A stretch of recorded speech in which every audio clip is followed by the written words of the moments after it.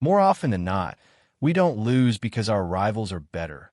We lose because we allow ourselves to be the backup plan in someone else's story. The rap party was in full swing, and the energy in the room was electric. Everyone was egging on Sarah and Bradley, their eyes bright with excitement. The crowd started chanting for them to recreate their on-screen chemistry with one more kiss. They shared a knowing smile, as if playing a part only they understood. In the next second, they were locked in a deep, passionate embrace. The room erupted in a chorus of cheers and applause. Suddenly, a voice from the back of the crowd shouted out a new suggestion. They asked why the second lead and the leading lady shouldn't share a kiss as well. Sarah's expression immediately hardened into a cold glare. That second lead they were talking about was me. In reality, I was the one who was actually Sarah's real boyfriend.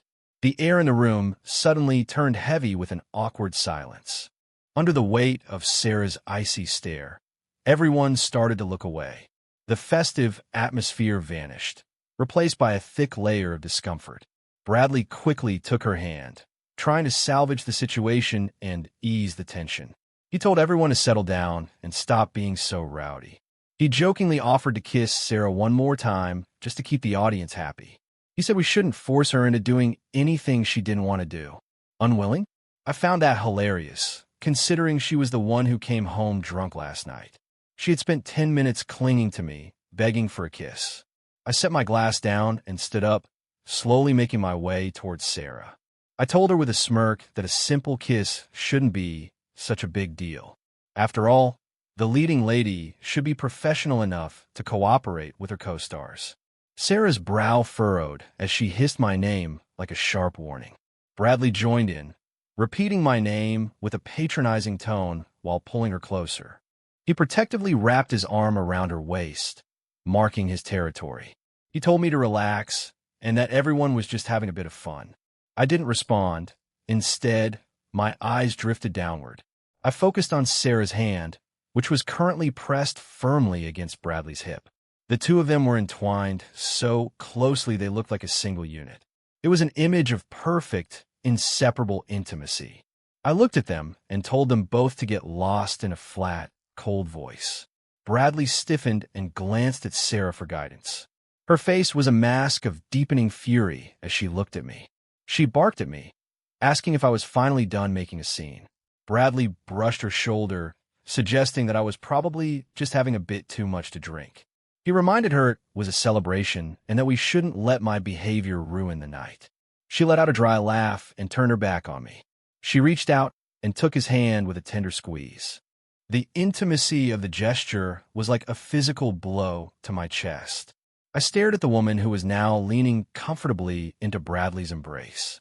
It was a perfect mirror of the script we had just finished filming. I was the villainous second lead everyone was supposed to hate. She was the heroine, forever devoted to the leading man. In reality, I was the one she was actually dating. Yet, she had never once acknowledged our relationship to anyone else. I fought back a wave of genuine nausea and told them both to just get out of my sight. Being the stars of the evening, they weren't about to let my outburst end their fun. While the entire room watched in stunned silence, I walked out. I slammed the door hard enough to rattle the frame and didn't look back. An hour later, I was sitting alone on the hotel rooftop with a bottle in my hand. My phone vibrated with a text notification from Sarah. She told me to come back immediately and offer Bradley an apology. She suggested I use the too much to drink excuse to smooth things over. The casual audacity of her request was enough to make me let out a bitter laugh. Without a second thought, I blocked her number. A light, misty rain began to fall from the dark sky. I tilted my head back, letting the cool droplets hit my face while I stared at the stars. My mind began to wander back through the years. My thoughts drifted back to the 4 years Sarah and I had spent together. I had been by her side every step of the way, supporting her through everything. I had witnessed her transformation from a promising newcomer into a household name. I watched her climb the ranks until she finally secured her place as a top-tier actress. Back then, things were simpler. She was still riding the high of her first indie project becoming a surprise viral hit. She was so happy back then, full of life and ambition. Then the agency decided to pair her with Bradley for a massive PR campaign. They manufactured a power couple narrative and pushed it as hard as they could. She didn't really have a choice in the matter if she wanted to stay famous. In the beginning, the charade made her miserable. She used to come to me constantly, crying about how much she hated the lies.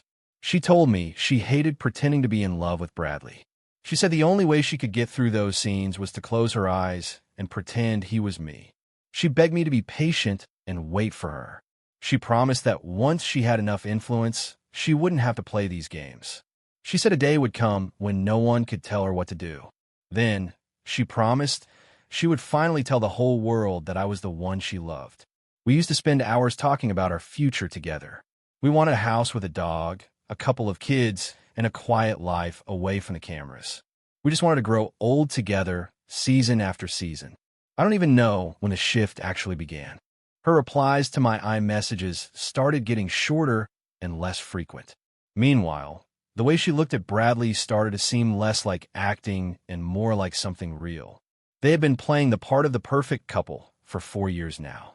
Even though they never officially confirmed the relationship, they were always teasing the fans. They made sure to drop subtle hints and share intimate moments whenever a camera was nearby. In the public eye, he was the perfect gentleman. He would bend down to tie her shoelaces on set while the paparazzi watched. He even made sure to be seen going on mountain bike rides with her during their days off. Behind the scenes, she was just as supportive. She let him use her personal attorney for a high-profile defamation case. She even started bringing him along to private dinners with A-list directors. Their fans were obsessed with every little detail of their supposed romance. They claimed they could see the hidden love in every glance and touch they shared. The thing is, once you start playing a role, the lines begin to blur. Sometimes the fiction actually becomes the reality. I was the only one left in the dark, blissfully ignorant until it was too late. I was already halfway through the bottle when my manager, Sam, called me. Sam asked me where I was, his voice tight with anxiety. I gave a slurred response, my head feeling a bit fuzzy from the alcohol. He told me that things had gone south and that I was currently trending on Twitter. Trending? That sobered me up real quick. I grabbed my phone and started scrolling through the feed. Someone had leaked a video from the wrap party, and it was spreading like wildfire. The top 4 trending topics were all about Sarah and Bradley. There were hashtags about their elevator romance and their passionate kiss at the party. People were already speculating about an engagement and joking about how much they'd contribute to a wedding gift. But the mood shifted once I got to the 5th trending topic. That's where I made my appearance. The hashtags were brutal. They called me a clown and accused me of bullying Bradley at the party. There were even rumors that I only got the part because I was a Nepo baby with family money. The comment sections were a literal cesspool of hatred directed at me. People were calling me disgusting and asking if I had any shame at all. They mocked me for thinking I was even in the same league as Sarah. They said the whole thing made them sick to their stomachs. Someone even joked that they hoped the hotel sprayed plenty of air freshener after I left the room. They criticized me for slamming the door and acting like a spoiled brat. They questioned where I got the nerve to act that way. People were calling for an investigation into which shady investors were backing my career. I saw comments from people saying they had never hated an actor more in real life. They said I wasn't just playing a villain. I was clearly a villain in my soul. They claimed my performance was so good because I was just being myself. They said I had zero talent and was only there because of my family's connections.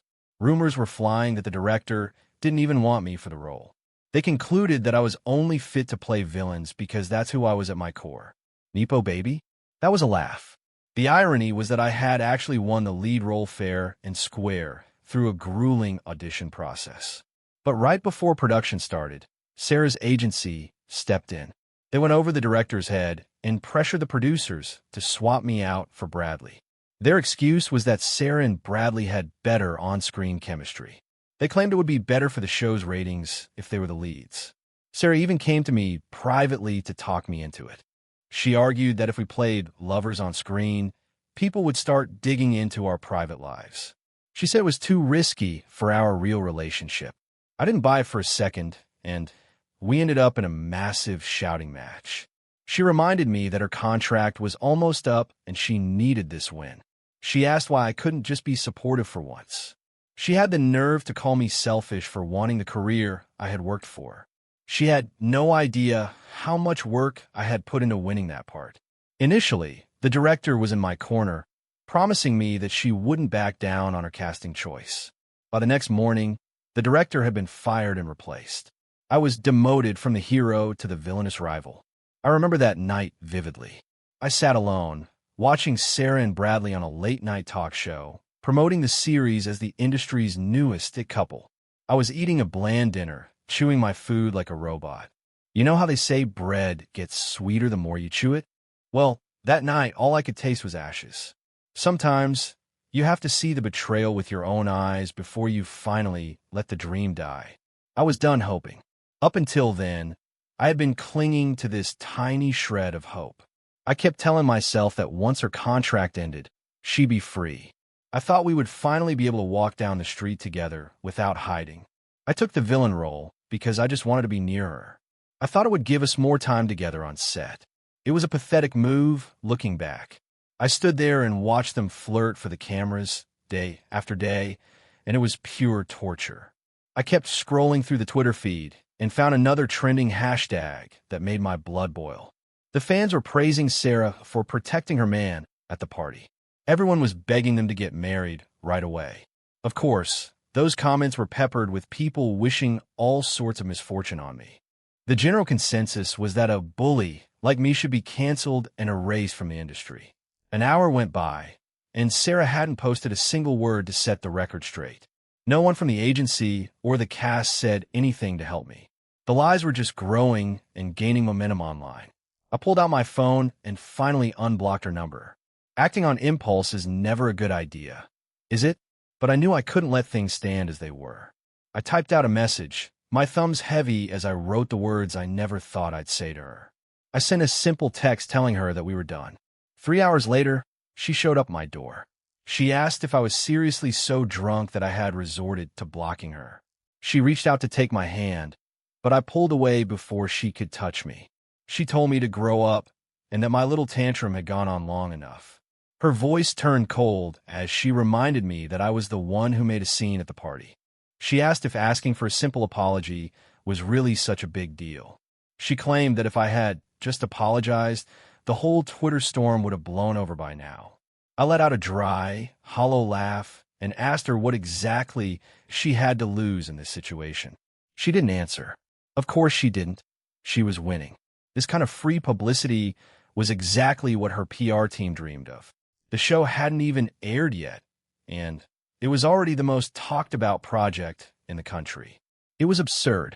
I was even more absurd for letting it get this far. I stood up, feeling a bit unsteady, and pushed her toward the door. I told her I was dead serious and that I wanted her out of my life for good. She dismissed me, saying I was just drunk. I looked her in the eye and told her that every single word I said was coming from a place of absolute clarity. Sarah watched me in silence for a few seconds before her expression softened into a practiced sigh. She used that sweet, manipulative tone she always used when she wanted something, asking if we could just go home and stop fighting. I told her to get out and mentioned that Sam was on his way to get me. She didn't budge. Instead, she stepped into my personal space, closing the distance between us. She forced herself into my arms, hugging me tightly. She told me to stop being difficult and said she'd overlook everything I'd said tonight. She told me I was never allowed to mention breaking up again. She tilted her head back, closing her eyes as she leaned in for a kiss. Usually, this was the part where I'd give in. Whenever we fought about Bradley, she'd use her charm to make me forget why I was angry. It worked every single time, but not tonight. The image of her leaning into Bradley at the party was burned into my mind. I felt a wave of genuine disgust wash over me. I called her name and shoved her away with enough force that she stumbled back. I asked her if she was deaf and told her again that I was breaking up with her. Out of the corner of my eye, I saw Sam standing by the door to the rooftop. He looked absolutely shocked, having clearly just walked in on our conversation. I brushed past Sarah and grabbed Sam's arm, pulling him toward the exit. Sarah screamed my name, her voice echoing across the rooftop. Her pride was clearly wounded as she challenged me to say it again. I took a slow, deep breath and turned to face her. I looked her right in the eyes and made sure she heard every syllable. I told her once and for all that I wanted to break up. She let out a sharp, brittle laugh and told me to have it my way. She warned me that I would regret this decision. I spent the next week crashing on Sam's couch. Not a single call or text came from Sarah. By the time Friday rolled around, things took an interesting turn. The result for the movie I had auditioned for last month were finally in. Sam looked at me with a pained expression, clearly struggling with how to break the news. I asked him if I didn't get the part, forcing a small smile. I was used to rejection by now. It was part of the job.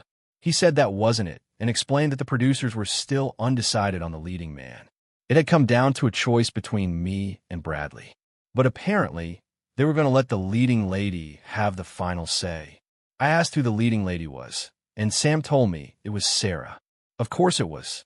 Sam looked incredibly uncomfortable as he brought up the last time Sarah made me step aside for Bradley. He reminded me that I was her actual boyfriend and that maybe I should talk to her. He pointed out that she had a lot of clout in the industry now and suggested we try to negotiate with her. I just shook my head and cut him off. I told him that Sarah and I were through. His eyes nearly popped out his head as he asked if I was serious about the breakup. I asked him what he thought happened on that rooftop since he was standing right there. He admitted he just thought it was another one of our usual fights. Sam was pacing the room, asking me if I could really walk away from someone like her. He asked if I was actually capable of moving on. After all, she was the legendary Sarah. Could I let her go? That was the question I had been asking myself every hour for the past week. I had invested years of love and sacrifice into that relationship. We had genuinely happy moments too. Even now, I can still remember how nervous she was the first time she worked up the nerve to speak to me. I remembered the way she used to look at me and how she stayed by my bed for 3 days straight when I had the flu. I thought about the time she drove 10 hours just to see me for a few minutes on set. She just wanted to catch a glimpse of me from a distance. But even the most beautiful memories fade over time. Sam suggested one more time that I should go back and talk to her. Go back. I gave him a small, sad smile. I told him I would go back, but only to get the rest of my belongings from her apartment. The apartment we shared used to feel like a home. Over the last couple of years, she was hardly ever there. The paparazzi were everywhere, making it impossible for her to visit without being seen. Her schedule was a nightmare, and we were always like ships passing in the night. I was genuinely shocked to find her sitting in the living room when I walked in. She was dressed in sweats, her phone clutched tightly in her hand. She looked like she was waiting for a call that never came. The sound of the door startled her, snapping her back to reality. When she realized it was me, her face went through a dozen emotions before settling on a mocking sneer. She asked if I had finally come to my senses and decided to come home. I just nodded and told her that I had indeed thought things through. I walked past her into the bedroom without another word. I opened the closet and started deciding which of my things were worth taking. Sarah followed me into the room, telling me she had decided to forgive me for my behavior at the party. She warned me not to be so dramatic next time. She claimed her team had already suppressed the negative stories about me. She told me I just needed to post a public apology to Bradley, and then everything would be fine. She promised to pull some strings to get me the lead in the new movie. She muttered under her breath about how all this drama was over a silly acting role. She asked if it was really worth blowing up our life over. I ignored her and pulled a large suitcase from the top shelf, throwing it onto the bed.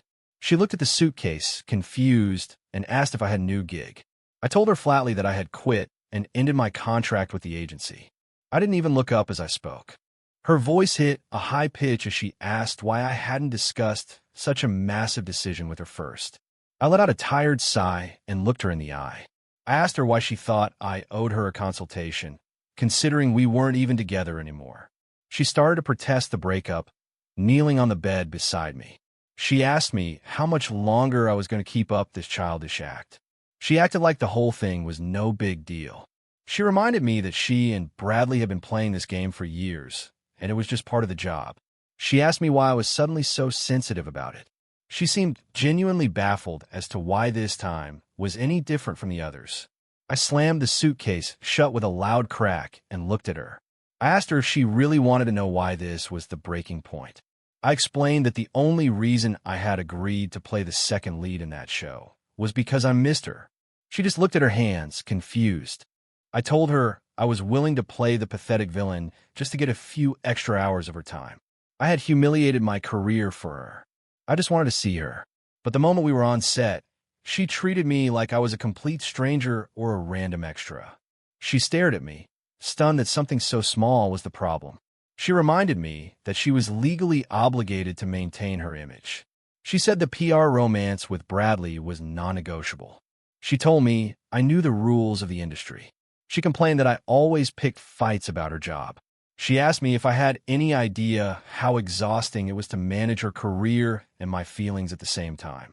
She asked why we needed to be affectionate in front of other people. She accused me of trying to force our private life into the spotlight just to satisfy my ego. She asked if I was really that desperate to brag about our relationship. She glared at me as if I were the one who had betrayed her. She told me to take a breath and try to see things from her perspective for once. She acted like she was the victim of my unreasonable expectations. I just looked at her, my heart feeling cold. I asked her if she even knew how the crew had treated me while we were filming. I told her about the water scene where the director made me do 20 takes in freezing temperatures. I ended up with a fever and almost developed pneumonia. She looked genuinely surprised. I told her she didn't know because even though she wasn't filming those days, she wasn't at my side. Instead, she was out in the mountains with Bradley, taking couple photos for their fans. I told her I had texted her when I was at my worst. It took her 5 hours to get back to me. I asked her if she even remembered what her reply was. She had just told me to drink some tea and get some rest. By the time that text arrived, Sam had already rushed me to the emergency room. I was practically unconscious with a 104-degree fever. She started to murmur some excuse about what the production team had told her. She claimed they told her I had just left set to take care of some personal business. I just shook my head, my smile full of bitterness. I told her that I truly loved her and that I had been willing to put up with all the lies and the disrespect because of that love. But I told her that just once I wanted to feel like I actually mattered to her. I wanted to feel like more than a ghost in her life. I just wanted my girlfriend to be there for me when I was struggling. I didn't think that was too much to ask. The incident at the party was just the final straw. I told her that what I wanted from her was actually incredibly simple. Even if it had to be in secret, I just wanted a kind word or a look that told me she still cared. I wanted to know I wasn't alone. I never even got a simple kiss when no one was looking. I told her that if she wanted to call me difficult, then fine. I stood up and grabbed my suitcase, ready to walk out of that life forever. She reached out and grabbed my wrist, trying to stop me. She reminded me that we had been together for 4 years. She argued that every couple has fights and that this shouldn't be the end. She told me that I couldn't just throw away 4 years over one bad night. She asked me if I even understood what I was doing. I told her I understood perfectly. She looked at me like I was insane and asked if I was really going through with the breakup. She asked me if our relationship meant so little to her that I could just toss it aside. I just shook my head, too exhausted to keep fighting with her. I told her it wasn't a matter of what I wanted. It was a matter of fact. We were already over. I pulled my hand away and walked toward the door, then stopped and turned back one last time. I told her she knew the truth. I reminded her that I was never the type to cause trouble or pick fights. I said that out of respect for the time we spent together, we should end this with a bit of dignity. I suggested we just walk away before things got uglier. I told her I was done with the entertainment industry for good. I promised her I wouldn't write any tell-all posts or leak any private photos to ruin her reputation. I wasn't that kind of person. I told her to consider my silence a final gift. She was stunned for a second before she lunged at me, grabbing my coat. She screamed at me to stop being an idiot, asking where I'd go if I left her. She reminded me that my entire career was tied to her world. She turned her head away and told me that if I walked out that door today, there would be no coming back. She was trying to use her status as a threat. The doorbell rang right at that moment, cutting through the tension. I turned to open it and found myself frozen in place. Bradley was standing there on the doorstep. He looked just as shocked to see me as I was to see him. He looked past me towards Sarah, a flicker of guilt or embarrassment crossing his face. It was the look of a man who had been caught where he wasn't supposed to be. He stammered something about having left a pair of boxers at her place. He mentioned he must have forgotten them when he used her shower a few nights ago. You could have heard a pin drop in the hallway. I let out a sharp, genuine laugh and glanced back at Sarah. I asked her if letting Bradley use her shower was also a requirement of her PR contract. She hesitated for a second before mumbling something about friends helping each other out. She snapped at me, asking why I was being so dramatic over a simple shower. She accused me of always looking for reasons to be bitter and suspicious. She told me that if I had lost all trust in her, then maybe we really were done for. She was trying to flip the script and make me the bad guy. I agreed with her. We were done a long time ago. I turned and walked toward the elevator while Sarah scrambled to follow me. The elevator doors slid open and I stepped inside. Sarah tried to follow me in, her face full of desperation. But Bradley suddenly reached out and grabbed her arm, holding her back. He told her she couldn't leave the apartment right now. He warned her that the paparazzi were camped out in the lobby. He told her if she was seen with me, the whole PR narrative would collapse. She hesitated for just a split second, and that was all it took. The elevator doors slid shut, separating our lives forever. I booked the first flight I could find to Miami. Sam showed up at the airport to say goodbye, his eyes red from lack of sleep. He was devastated that I was quitting acting. He asked me what I planned to do once I got back to my hometown. Sarah had asked me the same thing once. I told Sam I didn't have much of a choice and that I'd probably just end up working for the family business. I thought about how stubborn I had been as a kid. I had practically disowned my parents and my sister to move to LA and pursue acting. I wanted to prove I could make it on my own merits. Now, for years later, I hadn't even landed a lead role and was leaving with nothing to show for it. Instead, I was leaving under a cloud of manufactured scandals. It was a humiliating way to bow out of the industry. Sam sighed and told me that finding a real job outside of Hollywood was going to be tough. He was worried about my future. I agreed with him and said the thought of it was depressing. I joked that I might just have to go back to my old life. I told him I'd probably just have to inherit the family empire. Sam stopped dead in his tracks, staring at me in confusion. The boarding announcement came over the speakers, and I gave Sam a quick hug. I told him he should come down to Miami to visit me sometime. I told him he could always find me at the Miller Group headquarters.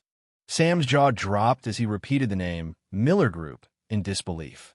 He asked if I meant the Miller Group that owned almost every major consumer brand in the country. He couldn't believe I was part of that family.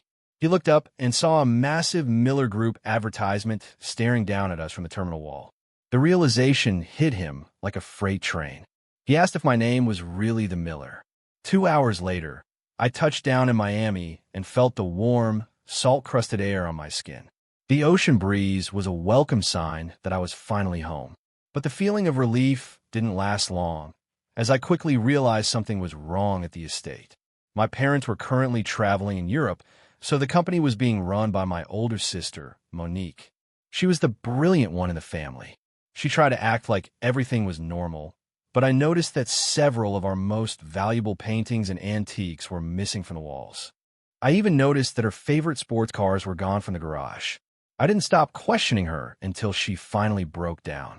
She finally admitted that the company was going through a massive liquidity crisis. We were in real trouble. I knew exactly how these things worked in our world. I asked her if the plan was for her to enter into an arranged marriage to save the firm. She just sighed, her silence being all the confirmation I needed. I told her that I would be the one to do it instead. She looked at me with wide eyes, reminding me that I was supposedly in love with an actress in LA. I told her that part of my life was officially over. Monique is quite a bit older than me and has always looked out for me. She had been my protector since we were kids. Even when I ran away to Hollywood, she was the one who kept the peace with our parents.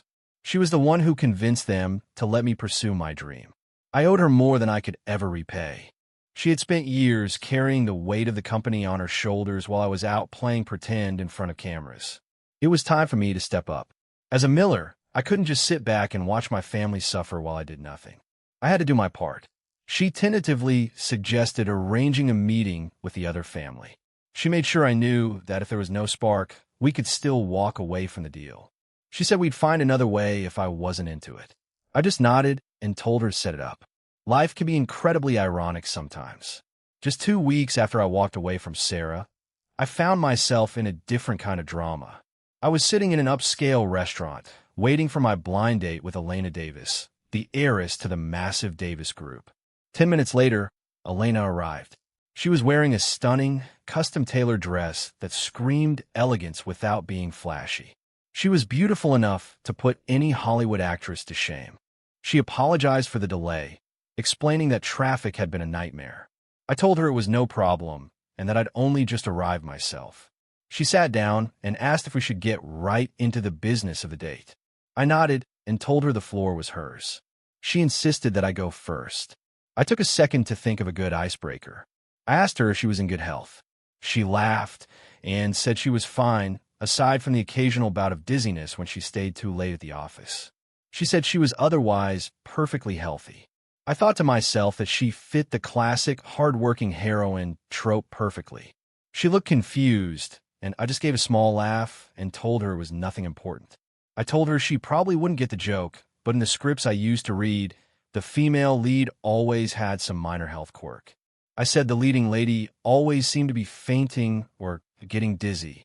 She smiled and explained that her doctor just told her she needed to manage her stress levels better. She explained that as an only child, the entire weight of her family's legacy was on her shoulders. She was being groomed to take over the company. She said she didn't really have a concept of office hours anymore. She jokingly asked me what other quirks those fictional heroines usually had. I laughed and told her that chronic insomnia was a big one. It was a staple of every romantic drama I'd ever been in. She said she was lucky in that department and that she actually slept like a log. She seemed proud of her ability to hit the pillow and pass out. I found myself adding that she probably didn't steal the blankets either. I quickly added that I was a respectful sleeper as well. I realized I was rambling and sounding like an idiot. She just gave me a charming smile and said that sounded like a good foundation for a marriage. She didn't seem to mind my awkwardness at all. She asked me if I had any other pressing questions for her. I shook my head and told her that was it for my list. She looked at me, a playful glint in her eye. She asked if my only criteria for a wife were good health and a decent sleep schedule. She seemed amused by my simplicity. She leaned in closer, waiting for my answer with a grin. I told her that was about the gist of it, which made her laugh again. I asked her if she had anything she wanted to know about me. She just shook her head and said she was satisfied for now. She told me she was quite happy with how things were going. I hesitated for a moment, reminding her that she probably knew all about my background in the tabloids. I told her about my former career and mentioned that there was plenty of nasty gossip about me online. I didn't want any surprises later. I specifically mentioned the mess from the rap party. She just tilted her head and told me she was well aware of all of it. She gave me a confident smile and asked if I really thought she'd walk into a meeting like this without doing her research first. She told me that gathering intel before a high-stakes meeting was just a fundamental business skill. She treated the date with the same professionalism as a merger. She gave me a quick wink that put me at ease. I decided to be completely honest and told her that Sarah was indeed my ex. I told her I wanted to be upfront so she wouldn't feel blindsided later. She told me my past was my own business and that it didn't bother her at all. She told me I shouldn't dwell on it either. She said an ex is an ex for a reason and that it was time to move on to the next chapter. She gave me a warm smile and said that meeting new people and having new experiences was the best way to move forward. She believed that time would eventually smooth over the rough edges of the past. I nodded, agreeing with her. I knew she was right. Everything about Sarah, the good times and the betrayals, was starting to feel like a different life. I knew that eventually, those memories would be washed away by the tide of time. There was no sense in being a sentimental idiot and living in the past. Just like that, our engagement was made official. We wasted no time and started diving into all the logistical details of the wedding. The next time Sarah called me, it was on a lazy Sunday afternoon. I answered the phone with a cold, professional tone. There was a long pause on the other end before she finally spoke up. She told me I still had some belongings left at her apartment. I told her to just throw them out. She pleaded with me, her voice sounding thin and desperate. She admitted that she had messed up and that she was sorry. I was interrupted by the bridal consultant who asked if I was ready to see the gowns. I told her I'd be there in just a moment. Sarah went silent on the other end of the line. She eventually asked if I was on a movie set. I hesitated for a second. I reminded her that we were no longer a couple. She asked me where I was and what I was doing. I told her I was back home in Miami and that my acting career was over. I told her to stop calling me. She was shocked that I had actually left LA. She asked me who I was looking at wedding dresses with. I just told her I was with a friend. I didn't give her any more details. After another long silence, she spoke again, her voice barely a whisper. She told me she had been away filming a reality show the night I left. She said she had only just gotten back to an empty apartment. She asked for my address, saying she was going to fly down to find me. I cut her off and told her flatly that I was getting married. She didn't say another word before I hung up the phone. I tossed my phone into my bag and rubbed my temples, trying to shake off the headache. Hearing her voice still hit me in a way I didn't like. After all, we had a lot of history together. I really did think she was the one. I never imagined I'd be the one telling her about my wedding to someone else. I never thought I'd be delivering that news over a cold phone call. It was a strange, hollow feeling. Elena arrived about 30 minutes later for her final fitting. She looked radiant, as if she didn't have a care in the world. She noticed right away that I was somewhere else. She asked if I was struggling with that insomnia we talked about. I told her I was fine and that I had just been distracted by the rows of white lace and silk. I told her I was excited to see what she picked. I admitted that I realized I didn't know much about her personal taste yet. I suggested that we might need to spend some more time together. I told her we should make an effort to actually get to know each other before the big day. She gave a thoughtful nod and agreed that it was a good idea. I asked her if she wanted to catch a movie with me the next night, since it was the weekend. I wanted to start acting like a real couple. I booked the tickets as soon as I got home. Saturday night rolled around, and I was actually looking forward to it. Elena showed up in a cute, casual sundress that made her look years younger. She had this effortless charm that was hard to ignore. I noticed a few guys giving her second looks as we walked through the theater lobby. Once the movie was over, we decided to take a walk. We wandered down the sidewalk together, just enjoying the evening air. She had traded her heels for a pair of Converse to be more comfortable. Her shoelaces were being stubborn and kept coming untied. By the third time it happened, she was starting to get annoyed. I couldn't just stand there and watch her trip. Before she could even say anything, I knelt down on the pavement. Elena looked surprised as I grabbed her laces. I tied them into a solid double knot and told her she was good to go. I promised her they wouldn't be coming undone again anytime soon.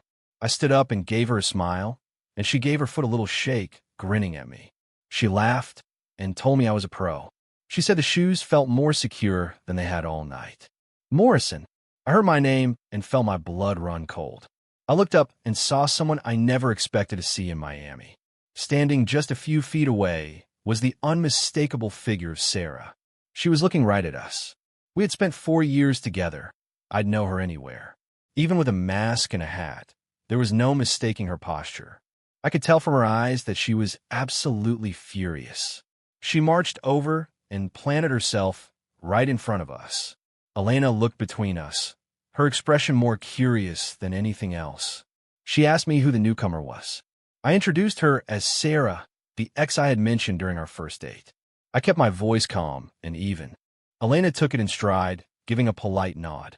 She reached out her hand and offered Sarah a perfectly professional smile. She introduced herself as Elena, my fiancée. It was a bold, confident introduction that left no room for doubt. Sarah looked like she'd seen a ghost, her face turning a sickly shade of white.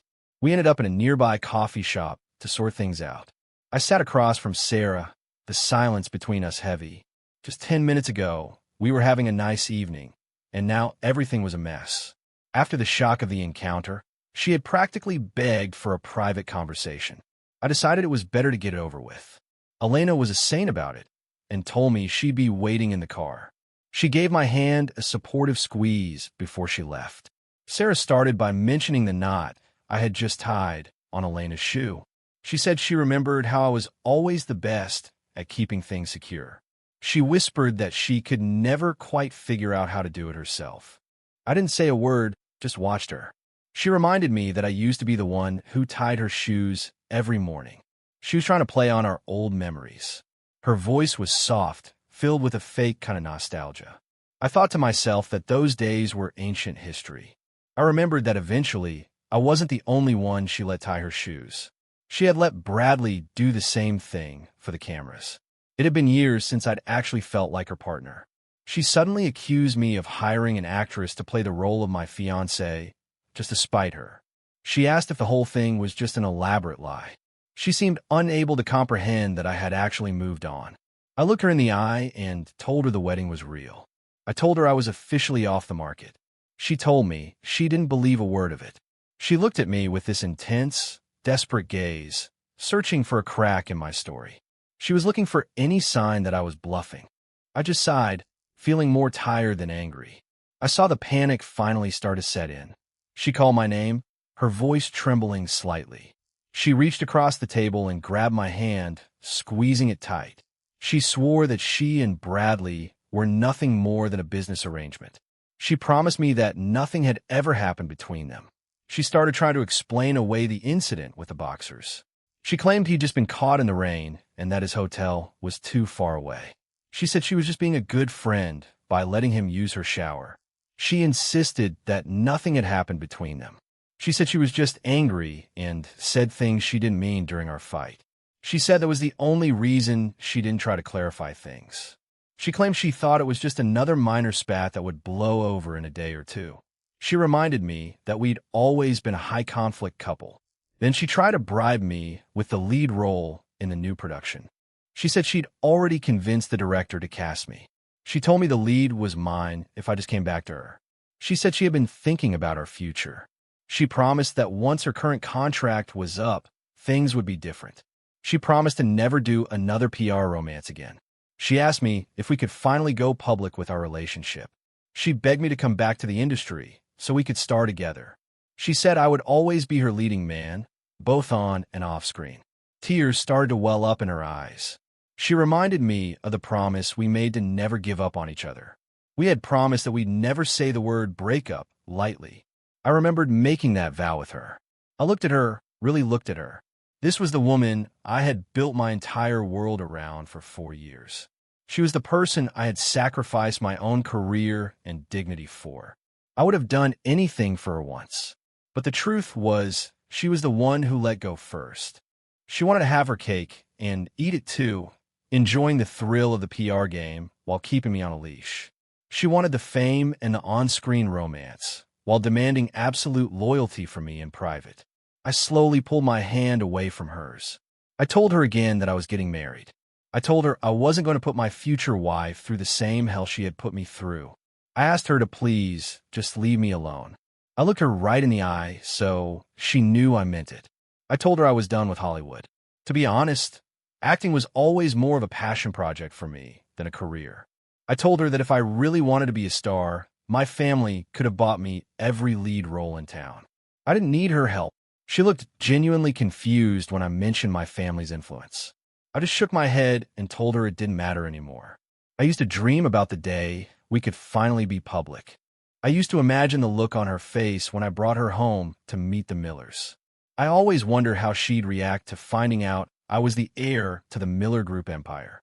I thought it would be a grand revelation. But now none of that mattered. I told her that I had genuinely loved her once, but that time had passed. I told her I wanted us to end this with a shred of dignity. I pulled out my phone right there in front of her. I blocked her number again. I reminded her that since our relationship was a secret to the rest of the world, we should keep it that way. I told her that from now on, we were just strangers. I walked back to the car, where Elena was focused on her laptop. She closed her laptop as soon as I got in. I apologized for taking so long and for the drama. I told her I had no idea Sarah would follow me all the way to Miami. She went quiet for a few seconds, looking down at her hands. She told me that personally, she wasn't bothered by the ex-girlfriend drama.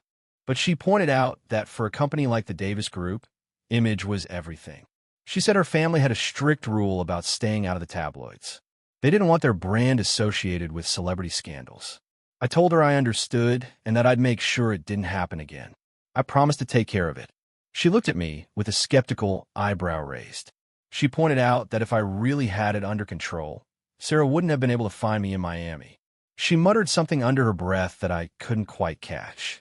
It was the first time I'd seen her look genuinely annoyed. I realized that maybe I shouldn't be trying to do this all by myself.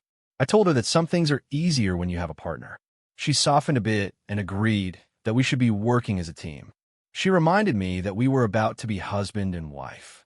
She asked why we shouldn't just face the world together. I asked her what she had in mind. She suggested that the easiest solution would be for her to move in with me. She spoke so softly, I almost didn't hear her. I was completely caught off guard. She let out a long sigh at my confused expression. She reminded me that Monique was going to be out of town for the next few weeks. She said if Sarah showed up again, I'd be on my own. She asked what I'd do if the paparazzi caught us alone at the house. She asked if I was really ready for that kind of media circus right before our wedding. She asked if I wanted our wedding announcement to be overshadowed by a cheating scandal. She suggested that if Sarah saw us living together, she'd finally get the message. She thought a united front would be the best way to keep the ex away.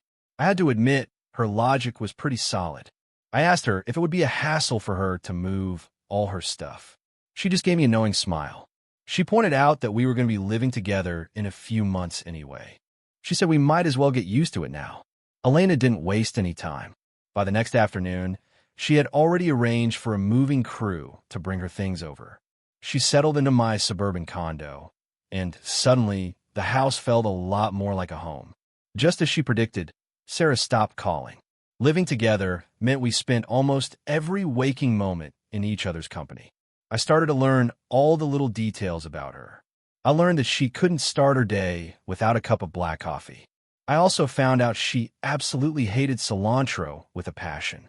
She loved seafood, but was terrible at getting the bones out of whole fish. She was also incredibly disciplined about her daily workout routine. She was one of the most driven people I'd ever met, but she still knew how to let loose and have fun. We spent hours talking about our careers and our goals for the future. She asked me what I wanted to do now that I was out of the acting game. I told her I had a plan. I told her I wanted to start my own talent agency. I wanted to help out the newcomers who were struggling just like I had been. I wanted to be the kind of support I never had. My condo was a very modern, minimalist space. I had a small built-in bar where I kept a decent collection of spirits. It was one of my favorite spots in the house. I'd picked up mixology as a hobby over the years. Whenever we were both home in the evening, I'd whip up a couple of cocktails. One night, she walked in while I was in the middle of preparing a drink. She leaned over the bar, looking curious. I told her it was a Boilermaker, but offered to make her something a bit fruitier if she preferred. I didn't think she'd like the strong stuff. She told me not to bother and that she'd just share mine. I was so surprised I almost dropped the shaker. I was right in the middle of a sip and my brain just stalled. She laughed and told me she meant she wanted to use a clean glass. She gave me a mischievous look. She asked me how else I thought she was going to drink it. I felt my face turn bright red. I felt like a total idiot for misinterpreting her. She took the glass from me and took a slow sip. She tilted her head, savoring the flavor of the drink. She suggested we take a road trip over the weekend to get out of the city. It sounded like exactly what I needed. I was glad for the change of subject and told her it sounded like a great plan. I was looking forward to some time away. We spent Sunday out at my family's estate. On the drive back to the city, Sam called me out of the blue. He was practically screaming into the phone. He told me I had been nominated for an award. I was up for Best Supporting Actor at the Miami International Film Festival. It was one of the biggest events in the industry. It was a serious, respected award. Winning it would be the ultimate validation of my work as an actor. It was a huge honor. Sam asked me if I had any idea how big this was. He told me that Sarah had actually hired him to be part of her personal management team. He said she was constantly pumping him for information about me. She wanted to know everything about what I'd been up to. Sam told me he really thought she was still in love with me. He admitted he'd told her everything about how she had treated me. He said he still got mad just thinking about what I went through on that set. He told her that she had treated me like garbage. He also mentioned that Bradley had been hanging around her constantly lately, but apparently Bradley had been leaving her place looking absolutely miserable. Sam just kept talking, going on and on about the drama. I realized that my life in LA felt like a million years ago. That whole world of gossip and red carpets was fading away. Miami and everything it stood for felt like my true home now. I realized I had actually moved on. It happened a lot faster than I thought it would. I sat there at a red light, lost in my own thoughts. I glanced over at Elena, who was humming along to the radio. I started thinking about how much my life had changed. After a few minutes of silence, Elena finally spoke up. She asked me what was on my mind. She joked that if I kept staring at her like that, she was going to get self-conscious. She had a playful smile on her face. She asked if I was trying to recreate a scene from one of those soapy dramas. She said the hero always stares at the girl for an eternity before saying something profound.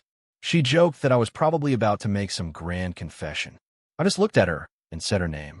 She looked at me, waiting. I told her she really needed to stop watching so much junk TV. She burst out laughing and told me she only watched them because of me. She said she wanted to see what my work was like. She pointed out a car wash up ahead and suggested we stop. The rain from the day before had left the car looking a bit dusty. The owner of the car wash recognized Elena right away. He greeted her with a huge smile and started chatting her up. While they were talking shop, Elena went to sit in the lounge area. I followed her, wanting to get out of the heat. She pulled out her phone to check some emails, but her expression suddenly changed. She looked concerned. She told me that someone had taken a sneaky photo of us. I looked at her screen and saw a picture of me standing by the car. It was a candid shot from our stop at the rest area earlier. It was clearly taken by a fan or a paparazzi. The caption was nasty, calling me a gold digger and mocking my nomination. It said I was only successful because I'd found a wealthy sugar mama. Every word was dripping with spite. I told her not to worry and that I'd take care of it. I stepped outside and made a few quick calls to my people. 10 minutes later, the post was gone. I told her it was all sorted out. I figured it was probably one of the other nominees trying to sabotage me. I told her people pay for those kinds of scandals all the time in Hollywood. She looked shocked that people would be so petty. I explained that there were 4 other guys in my category. I only knew Bradley. The others were strangers to me. I was officially retired, but it seemed like Bradley still couldn't let go of our rivalry. He was still obsessed with winning. Once the car was clean, the owner came over to chat with us one last time. He seemed like a nice enough guy. He asked if I was Elena's boyfriend. She gave me a warm smile and introduced me to him formally. She told him I was Monique Miller's younger brother. His eyes widened as he realized who I was. He gave a respectful nod and told me he'd actually met my sister last month. He seemed quite impressed with her. He mentioned her new luxury dealership and said her personal collection was absolutely stunning. He was a real car enthusiast. I gave him a polite nod, but then his words registered. I didn't know anything about a new dealership. Elena and I headed back to my apartment after the car wash. The second I walked through the door, things got weird. A throw pillow hit me right in the chest. I looked up to see Monique standing in the living room, looking absolutely furious. She demanded to know how on earth I had convinced Elena to move in with me so quickly. She looked like she wanted to kill me. She asked if I was just taking advantage of the fact that she was out of town. Elena tried to jump in and defend me. Elena started to say it wasn't my fault, but I cut her off. I rubbed my eyes, feeling a headache coming on. I told Monique we needed to talk about her bankruptcy story first. I asked her point blank if the company was actually in trouble. Monique glanced at Elena, looking for an out. Elena just shrugged and told her that the cat was officially out of the bag. Elena told her that old John had told me everything. Monique sighed and muttered something under her breath about the family lawyer being a blabbermouth. I told her I knew the cars hadn't been sold for cash. I knew they were all sitting in her brand new dealership downtown. She admitted the truth. I asked her what she'd done with my dad's art collection. She confessed that she'd just moved them to a new house she'd bought for the family. She said she just wanted to get the new place ready for when our parents came home for Christmas. She wanted it to be a surprise. She said she wanted them to have a fresh start in a new home. Her voice trailed off as she realized how much she'd lied to me. I felt a surge of frustration. Elena stepped in and told me she was the one who had come up with the plan. She said she had asked Monique to help her out. Monique just laughed and told Elena she was a terrible co-conspirator. They were clearly in this together from the start. I realized the whole saving the company through marriage thing was probably Monique's idea. She had always been the dramatic one. Monique made a face and started trying to justify the lie. She told me they were just looking out for my best interests. She admitted she lied, but claimed the entire family was in on it. Apparently, even our parents had given the plan their blessing. She told me they were heartbroken when they found out how poorly I was being treated in Hollywood. They were worried about my mental health. I was stunned. I had no idea they were even paying attention to my life in LA. I thought they hated the whole industry. She sighed and reached out to ruffle my hair like she did when I was a kid. She told me that of course they cared. I was her little brother. She admitted she never used to look at celebrity gossip, but now she checked the headlines a dozen times a day just to make sure I was okay. She pointed at Elena and told me that she had been in love with me for as long as she could remember. It was a complete shock. I turned to Elena, who was blushing furiously. Monique told me Elena had been pining for me since we were in college together. Monique said she thought Elena was too young for me back then. She thought I was too restless and ambitious to settle down with anyone. She admitted she'd actually discouraged Elena from reaching out to me back then. She wanted me to find my own way first. She said she never imagined Elena would stay single and wait for me for all those years. She asked if I remember the old times. She reminded me of a blind date my parents had tried to set up right before I left for LA. I had fought them tooth and nail to avoid it. I had been so stubborn about not going. Monique told me that the girl I was supposed to meet that night was actually Elena. She told me our parents were ready to drop everything and fly home the moment the rumors about the party started spreading. They were ready to go to war for me. They knew me too well. They knew I'd try to handle it on my own and pretend I wasn't hurting because of my pride. She told me not to worry about the people who had treated me like garbage. She said they were going to take care of it. I asked her what she meant by that. I was a little worried about her tone. She laughed and asked me if I really thought she'd spent the last 2 weeks just lounging around on a vacation. She told me with a smug grin that she had actually bought the entire production company that filmed the series. She owned it now. She promised that anyone who had been cruel to me was going to find themselves out of a job. She said their precious series was never going to see the light of day. She'd already reached out to the director they'd fired and offered her a new deal. She thought the script was actually good and wanted to redo it the right way. She was going to finance a whole new production for her. I looked between the two women, my head spinning with all the new information. Elena was watching the exchange with a slight frown of concern. I told Monique that buying a whole production company, just to spite some actors, seemed a bit over the top. I muttered something about the cost-benefit ratio of her revenge plan.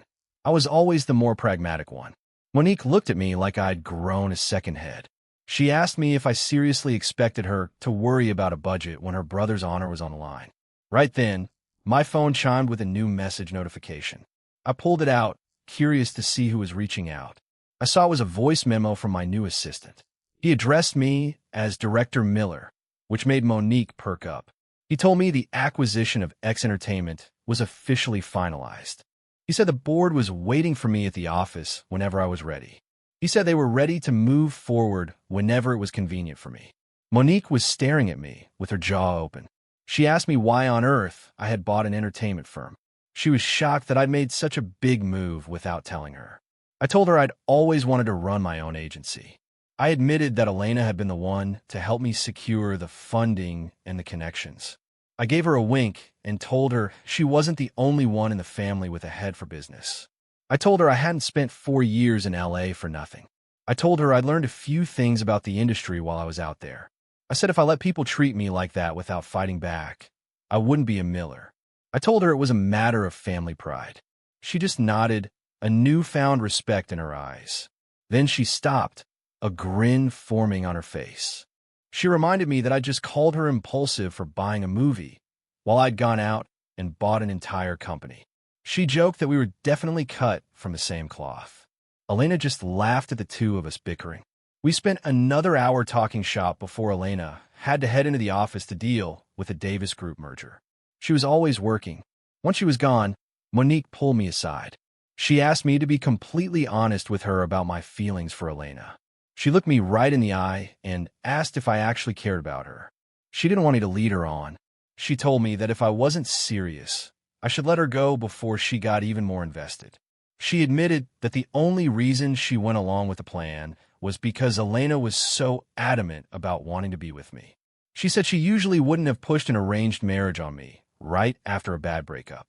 But Elena's devotion had convinced her it was the right move. Did I have feelings for her? I thought back to the last few weeks we'd spent together. All the little moments came flooding back. It was like a movie montage playing in my head.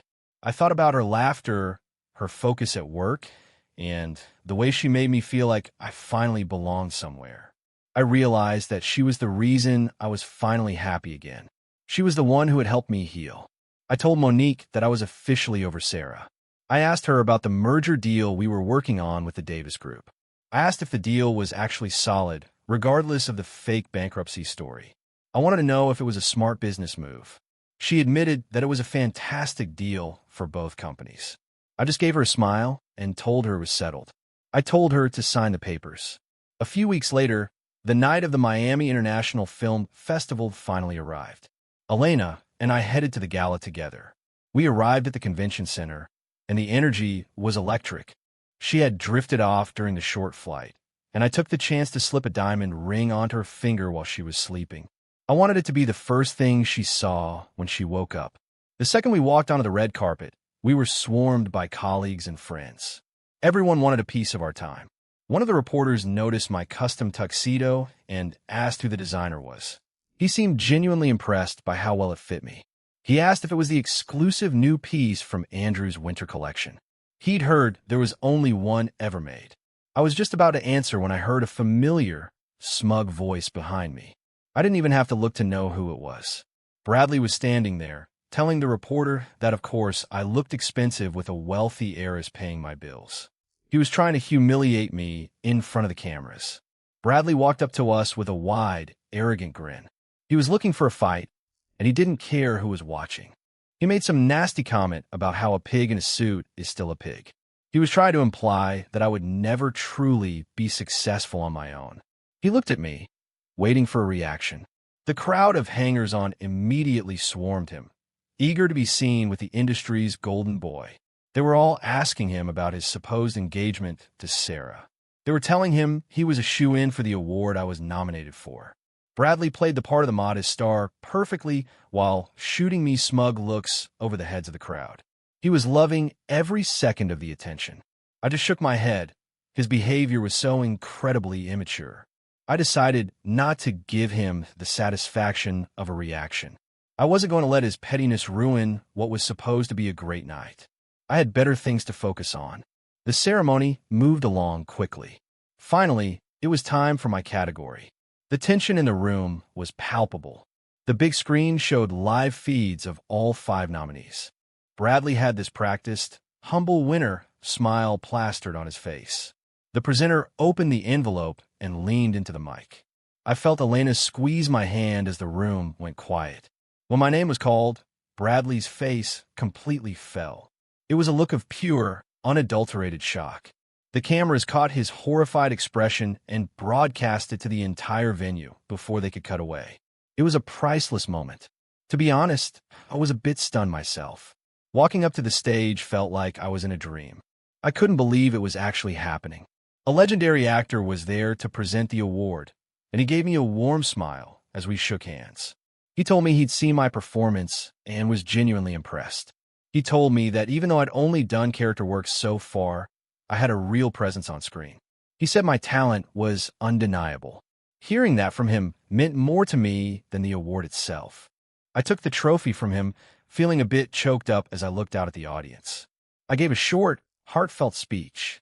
I thought about all the work I'd put in over the last 4 years. I'd already made up my mind to quit, but having my hard work finally acknowledged like this was an incredible feeling. It was the closure I didn't know I needed. It was proof that if you have real talent, it eventually gets noticed, no matter how hard people try to bury you. It was a powerful realization. The night continued, and eventually, Sarah was called up to the stage. She was there to present the award for Best Actress. She looked stunning as usual as she walked up to the podium. The host asked her how it felt to be back on stage after her own win the year before. She took a long, dramatic pause before speaking. She said she had a confession to make about her speech from the previous year. The host looked intrigued and asked her who she was referring to. The entire room went quiet, waiting for the reveal. She hesitated, her voice trembling slightly. She said there was someone who had been by her side since the very beginning. She told the crowd that this person had supported her through every high and low of her career, long before she was famous. She admitted that she had never given him the credit he deserved. She said it was time to set the record straight. A wave of excited whispers swept through the room. The cameras immediately panned to Bradley, who was already beaming with pride. They even put little animated hearts around his face on the big screen. Sarah said she wanted to take this moment to congratulate him on his success. The host asked if they were officially announcing something special. She laughed and said it was because he had finally won his own award tonight. The host looked completely caught off guard. He paused for a second, trying to process what she was implying. He recovered and asked the audience to join her in a round of applause for the mystery winner. Everyone was looking around, confused. Then Bradley's smile vanished as he realized she wasn't talking about him. The cameras caught his frozen, horrified expression in a perfect close-up. His humiliation was broadcast to everyone in the room. The crowd started whispering, realizing that Bradley hadn't actually won anything tonight. I felt 100 pairs of eyes on me as people started to connect the dots. After all, there weren't that many male winners in the room tonight. The guys who won for Best Actor and Best Director were both well into their 50s. They clearly didn't fit the long-term secret partner narrative. I was the only other male winner in my 20s. It was obvious to everyone in the room that she was talking about me. I stayed for a bit after the gala ended, just soaking in the wind. I wanted to wait for the crowds to thin out before heading to the car.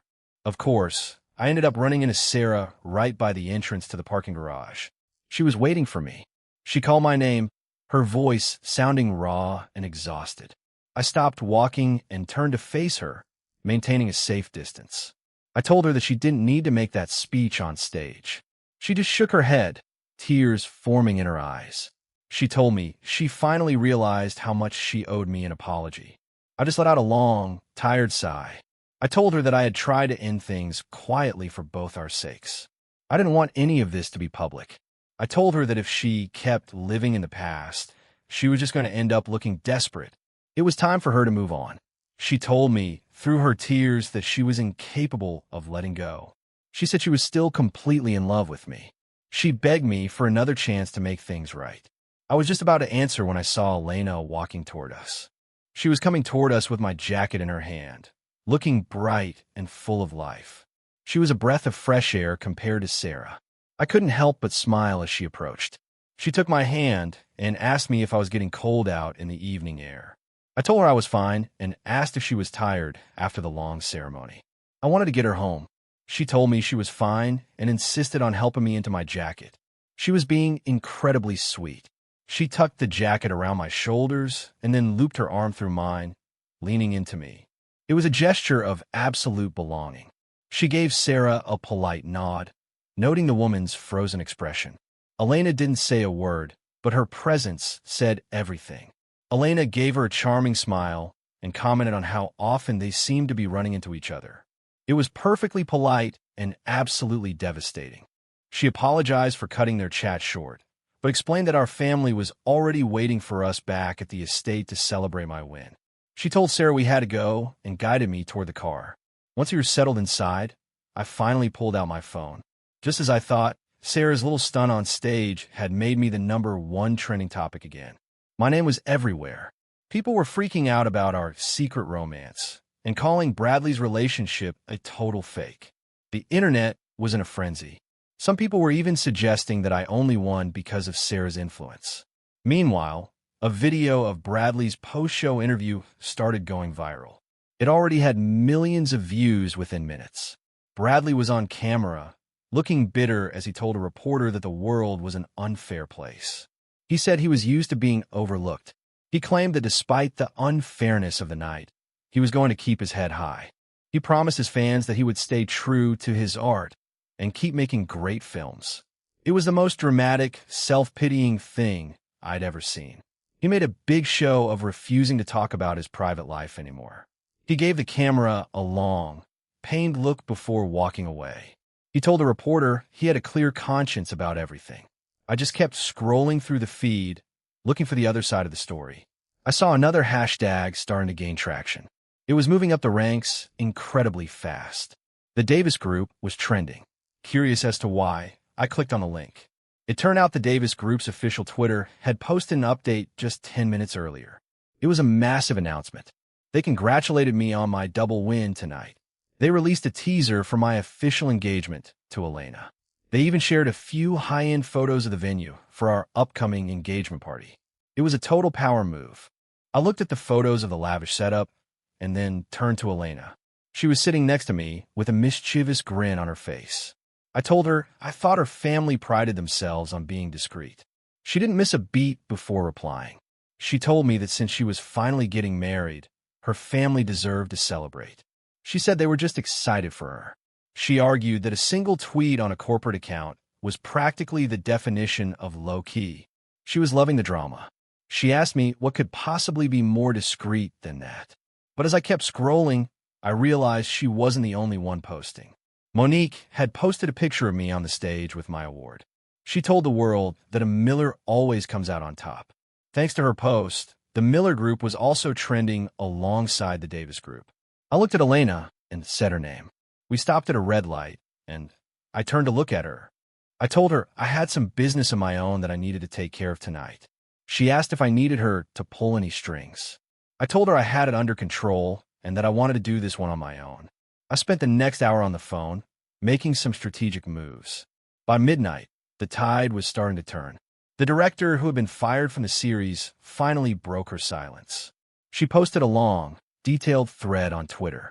She explained exactly why she had been fired and exposed the pressure the agency had put on her. She even included the original footage of my audition to show I had earned the role. She shared the original cast list that had my name at the top. Not long after that, another video started circulating online. It was a compilation of clips showing the director and the crew mocking and mistreating me on set. I had wanted to move on quietly, but they hadn't left me any choice. My parents had raised me to always act with class and never to air my dirty laundry. I had tried to be the bigger person, but I wasn't going to let them walk all over me forever. I realized that some people only learn when they are forced to face the consequences of their actions. They were never going to apologize unless they had no other choice. Soon, other actors started coming forward with their own stories. People who had been bullied by Bradley on other projects started sharing their experiences. The floodgates had finally opened. They were posting texts, emails, and videos as proof. Sarah's name was tied to every single one of those scandals because she'd always protected him. People had only put up with Bradley's ego because they were terrified of getting on Sarah's bad side. That fear was finally gone. Her fan clubs were collapsing as people turned on her. They were calling her a fake and a bully enabler. People were furious, asking how she could have been so blind or so cruel. Her perfect image was shattered in a single night. They told her she should have stuck to her acting instead of playing puppet master with people's lives. They were saying she and Bradley deserve each other because they were both rotten to the core. People were re-watching the Rap Party video with a new perspective. They were talking about how much pain I must have been in while the whole room laughed at me. The I'm sorry Morrison movement started trending. Thousands of people were apologizing for the nasty things they had said about me. The internet was a nonstop storm of drama. Eventually, the Film Festival Board even weighed in with an official statement. They defended the integrity of their awards, insisting that every winner was chosen purely on merit. They weren't going to let Bradley's sour grapes ruin their reputation. They specifically addressed Bradley's unfairness comments. They didn't name him, but it was clear who they were talking about. They warned that they were prepared to take legal action for defamation against anyone who questioned the results of the vote. They were playing hardball. They were determined to protect the prestige of their festival. The fans were loving the chaos, staying up all night to watch it unfold. There was so much tea being spilled that no one could keep up. It was the biggest celebrity scandal of the year. People were saying they couldn't even bring themselves to go to bed because they didn't want to miss anything. They mocked Bradley, saying if he had put half as much effort into his acting as he did into his PR romance, he might have actually won something. They said his best performance was the wrong star routine he did for the cameras. They told him to save the drama for his next project, if he ever got one. They laughed at the idea that I needed to cheat to win. They pointed out that as a Miller heir and Elena's fiancé, I didn't need a stupid trophy to prove my worth. People realized that I had been doing this for the love of the craft, while Bradley was just desperate for fame. They said I had enough power to end Bradley's career with a single phone call. Someone even posted a deep dive into just how much influence the Miller and Davis families actually had. It was a wake-up call for everyone. People were laughing at Bradley, calling him a fool for trying to take on two of the most powerful families in the country. He was completely outclassed. They said that Bradley and Sarah weren't even worthy of being in the same room as me. They were finally seeing them for the shallow, desperate people they were. By the time we got back to the condo, Elena was still scrolling through the feed. She parked the car and turned to me with a grin. She told me it had been the best show she'd seen in years. I just nodded, finally feeling a sense of peace. I didn't set out to destroy them, but I wasn't going to let them get away with their lies either. I just put the facts out there and let the world do the rest. I let the court of public opinion be the judge. Sometimes the truth really does set you free. The same fans who built them up were the ones tearing them down now. Elena let out a soft, satisfied laugh as she looked at her phone. She unbuckled her seatbelt and turned to me, her eyes shining with excitement. She called me Mr. Miller, her voice full of affection. She told me she was so proud of my win and that I deserved every bit of it. I went to bed early that night and slept better than I had in years. I had a busy day ahead of me, starting with a meeting at X Entertainment at 9 a.m. My assistant was already waiting for me when I pulled up to the office. I could hear Bradley's voice before I even got through the lobby.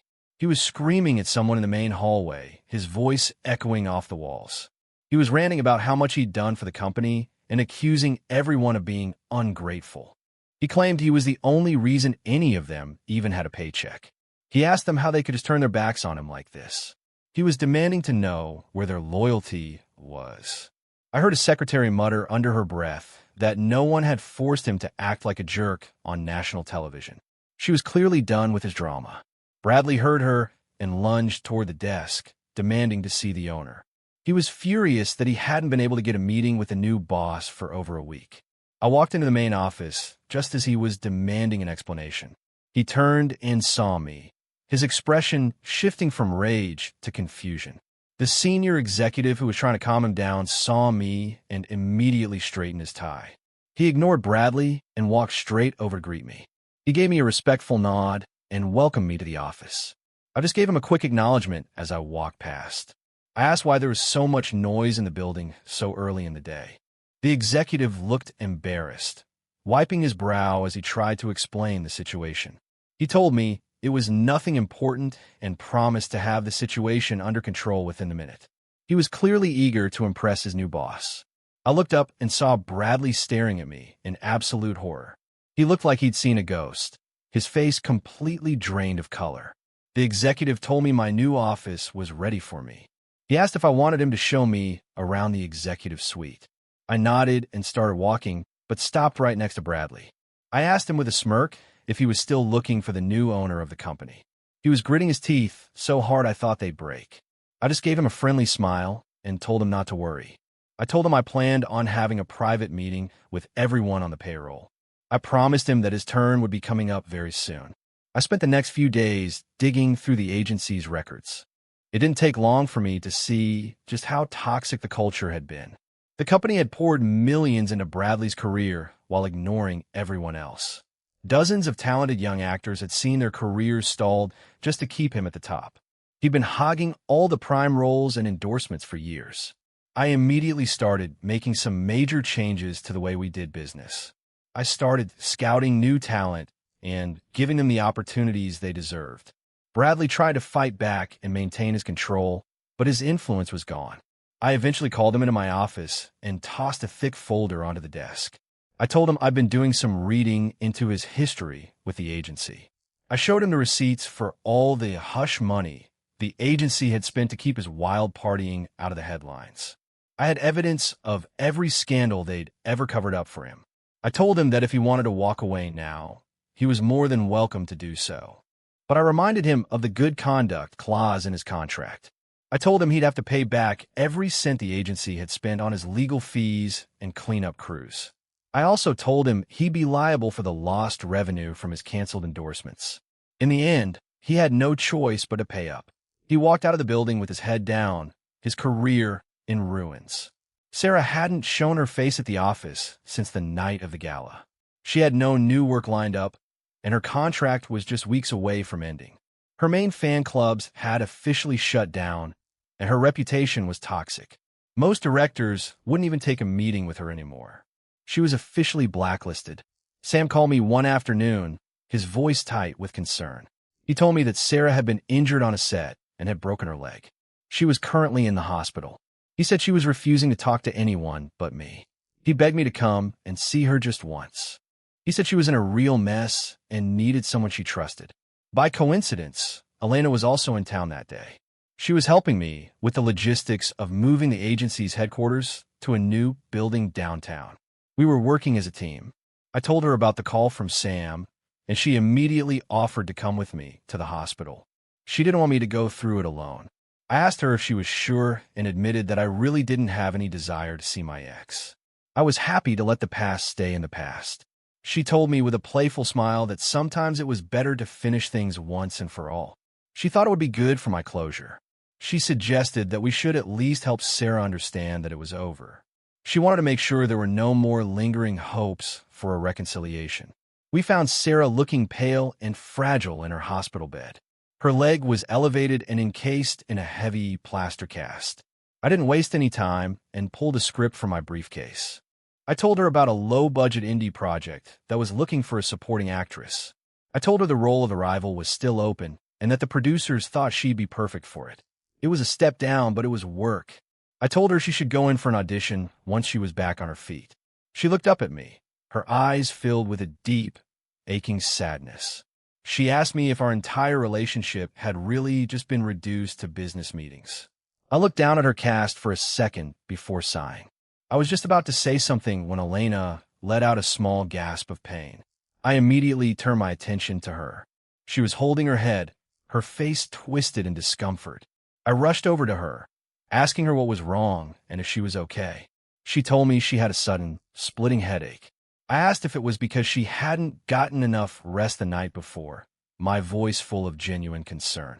I told her I should have been more careful not to overwork her. She leaned into me, murmuring about how pitiful she was. I told her it was all my fault for bringing her along. I gently touched her forehead, asking her exactly where it hurt. She nodded, leaning her head against my shoulder and complaining about the pain. I suggested that we should find a doctor right away to get her checked out. I heard Sarah call my name again, but she used my last name. I looked back at her and saw that her face was completely blank. She was watching the two of us, her expression a mix of jealousy and realization. She looked absolutely defeated. She told me she'd take a look at the script I'd brought. I just nodded and told her to focus on getting better. I took Elena's hand and guided her out of the room, my only focus being on making sure she was okay. I didn't look back at Sarah. She called out to me one last time before we reached the door. I stopped and looked over my shoulder. She asked me if her contract with the agency was going to be renewed. She already knew the answer. I just gave her a small shake of my head and told her it was time for both of us to move on. She didn't say anything, just stared at the wall. She gave a hollow, bitter laugh and admitted that she just wanted to see if she still had a place in my heart. She was looking for one last win. She said she hadn't realized that the game was already over before she even started. She finally accepted that she had lost me for good. Not long after she was discharged, Sarah moved to London and started over. I never heard from her again, and I didn't go looking for news. She completely vanished from the American film scene. I finally moved the agency's head office down to Miami to be closer to home. It was a relief to finally be living in the same city as Elena. We were finally able to start our life together for real. Monique's new series finally launched with the cast we had handpicked. It was a completely different vibe from the original mess. The show became a surprise hit and won several awards. My agency was thriving, becoming one of the top firms in the country. I stuck to my vision of discovering new talent and giving them a fair shot. I wanted to build an agency that actually cared about its actors. It was a rewarding way to give back to the industry. I also started taking on more responsibility at the Miller Group. I was finally helping Monique run the family business. It was good to be back where I belonged. Monique was finally able to take some time off and travel. I felt good about being able to support her. I walked into the condo one night to find Elena behind the bar, mixing drinks. She had become quite the pro after just a few lessons from me. She had a real talent for it. She handed me a drink and told me she'd come up with a new recipe. She asked if I wanted a nightcap, and I told her I'd love one. I set my briefcase down and joined her at the bar. She noticed the script I'd brought home and asked about the new project. I told her it was a romantic comedy we were developing. She jokingly asked if there was a role for a likable rival in the script. I told her that there was definitely a part for a charming woman. I leaned against the counter and told her the plot was about a guy who realizes he was with the wrong girl all along. He finally finds happiness with the person who was always meant for him. I told her the character was a bit of a troublemaker, but everyone loved her anyway. I looked into her bright, smiling eyes. She leaned in and asked me if I had feelings for the new girl in my life. She was teasing me, a playful glint in her eye. She gave her head a little tilt, waiting for my answer. The warm light of the apartment made her look absolutely radiant. I felt a wave of pure affection for her. I reached out and lifted her up, setting her on the bar counter. I told her she was never the rival in my story. I told her she was the heroine I'd been waiting for all along. She raised an eyebrow and asked me how I became such a romantic expert. She laughed and pulled me closer. She reminded me that she was a major shareholder in the agency now. She claimed she spent all her free time reading fan theories about our lives. She said she was a fast learner when it came to industry trends. I asked her if she was happy with the man she'd chosen. She blushed and muttered that she'd already told me 1,000 times how she felt. She was still a bit shy about it sometimes. She said she'd show me every single day since we got engaged. She teased me for needing so much reassurance. I let out a low laugh and leaned in to kiss her, but she playfully turned her face away at the last second. She asked me if I'd forgotten all about the drink she'd made me. She was a total brat sometimes. I told her I could multitask. She handed me the vibrant blue cocktail she'd just finished mixing. She took a sip of her own pink drink before wrapping her arms around my neck. She pulled me in close. She stood on her tiptoes and finally gave me the kiss I was waiting for. The sweet taste of the liqueur and the brandy lingered on her lips. Everything felt perfect, like the ending of a movie that actually turned out right. It was a taste of pure, uncomplicated happiness. It was a moment of true, deep connection. The best part of moving on isn't watching your enemies fail. It's finally finding the strength to close the chapter on them and realizing that the world waiting for you is bigger and brighter than you ever imagined.